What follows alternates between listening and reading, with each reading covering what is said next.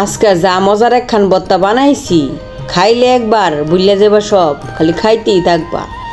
আমি তো পুরা সব ভুললেই গেছিলাম, সব ভুললে খালি খাইতেই থাকছিলাম। যা টেস্ট হয়েছিল। তো নিয়ে নিলাম করলা আর আলু। করলার মাঝারি সাইজ করলা যে কোনো সাইজে নিলে হয়। করলার আলুগুলো সুন্দর করে কুচায় কেটে নিলাম এবং একটু বেশি পরিমাণ তেল দিয়ে এর মধ্যে করলাগুলারে হালকা একটু হলুদ দিয়ে সুন্দর করে লাল লাল করে ভাজিয়া ওটায় নেওয়া লাগবো। আর জালটা মিডিয়াম হিটে রাখতে হবে, যাতে করলাটা ভাজিয়া একদম লাল লাল হয়ে যায় আর মচমচা একটু হালকা হালকা মচমচা টাইপ হয়। পুরা মচমচা না, তাইলে আবার ভর্তার সাথে মিশবে না। হালকা হালকা মচমচা আলুগুলারও ঠিক এরকমভাবে যাতে সিদ্ধ হয়, আবার একটা মচমচা ভাব হয়, এরকমভাবে ভেজে উঠায় রাখতে হইব। তো আমার করলা ভাজা শেষ, এখন আলুটাও ভাজা শেষ, উঠায় রেখে দিই।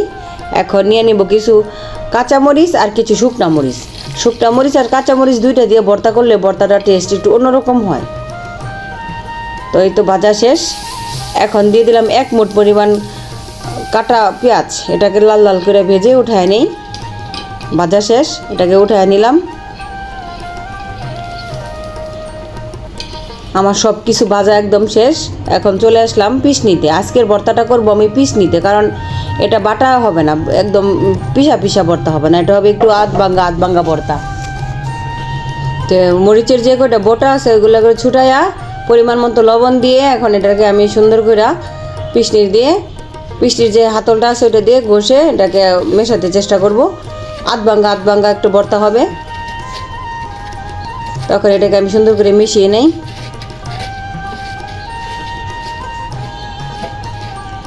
এটাকে সুন্দর করে সব কিছু একসাথে মিশিয়ে এটা রেডি করে নিতে হবে। এখন আমার হাত দিয়ে বাকি কাজটুকু করব। আর এখন দিয়ে দিব একটু পরিমাণ মতো পেঁয়াজ। আর এই কাঁচা পেঁয়াজটা দিলে এটা মুখের মধ্যে কামড়ে পড়বে আর এটা স্বাদটা আরেকটু বেড়ে যাবে। আর পেঁয়াজ দেওয়ার পরে আমি দিয়ে দেবো এখন আরেকটু সরিষার তেল। আর যে কোনো ভর্তাতে সরিষার তেল ব্যবহার করলে এই ভর্তার স্বাদটা আরও বেশি মজা হয়ে যায়। এখন সুন্দর করে হাত দিয়ে সব কিছু মিশিয়ে চটকে আর একটু মোলায়েম ভাব করে নিব। আর ভাজার সময়টা খেয়াল রাখতে হবে যাতে বেশি লাল না হয়ে যায় বা মচমচাটা বেশি না হয়ে যায়। এটা আন্দাজ অনুযায়ী ভাজতে হবে, একটু বুঝে ভাজাটা করতে হবে।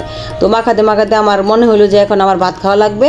তো এটা আমি মাখাইয়া কিছুটা ভর্তা উঠায় রেখে আর কিছুটা ভর্তা আমি এখন এটার মধ্যে রেখেই ভাত খাওয়া শুরু করব, কারণ আমি এখন ভাতও রান্না শেষ, গরম ভাত আর ভর্তা।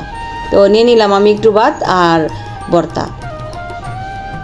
ভর্তা বানানোর সাথেই একদম খাওয়ার কথাটা মাথার মধ্যে চলে আসে। আর না খাইতে পারলে মনে করো যে ভর্তা বানানোর সার্থকতাটাই আসে না, হাতই ধুইতে ইচ্ছা করে না ভাত খাওয়ার আগ পর্যন্ত, কারণ হাতের মধ্যে ভর্তাটা লাগে আছে। ভাত দিয়ে খাইলে সার্থক হইল। যা মজা হয়েছে, খায়া শুধু বানায়া দেখো। তো আজকের মতো খাইতে চলে গেলাম। আল্লাহ হাফেজ। আবার দেখা হবে অন্য কোনো রেসিপিতে।